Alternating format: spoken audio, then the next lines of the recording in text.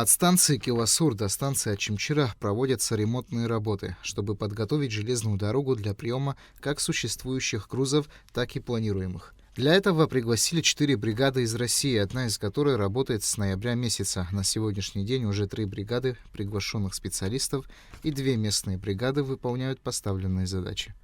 В данный момент мы занимаемся подготовительными работами, мы вырезаем выплески, меняем скрепление, чтобы потом впоследствии можно было произвести выправку пути, и поезда здесь ходили с установленными скоростями, ни пассажиров, ни грузов, никакого дискомфорта ни у кого не возникало.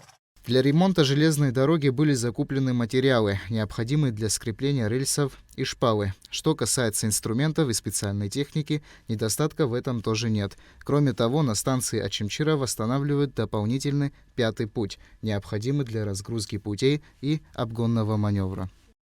Если в прошлом году мы перевезли грузов 980 тысяч тонн, то позапрошлом году это было, а в прошлом году, в 2025 году, мы перевезли 1 миллион 200 тысяч тонн груза. Руководство страны, это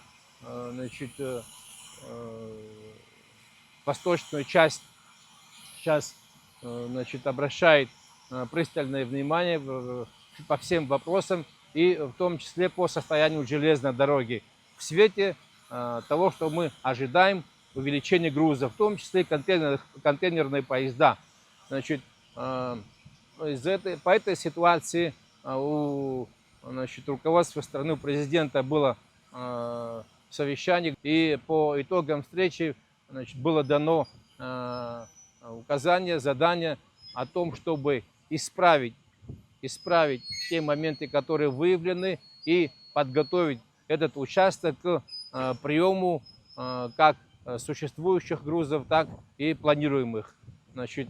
Сроки были даны до 10 марта. Также стоит отметить, что работникам станции Ачимчира отремонтировали помещения. Теперь они работают в светлом здании со всеми удобствами. Предоставили нам такой ремонт, провели интернет, обеспечили компьютерами, необходимыми всеми инструментами. Не было воды, сделали нам скважину. То есть, слава Богу, все идет вперед, и хотим выразить огромную благодарность начальству, АЖД, и огромное спасибо. Таким образом, все работы на участке Киласур-Ачимчира должны быть завершены до 10 марта. Дамий Акашба, Раму Камкя, Абхазское телевидение.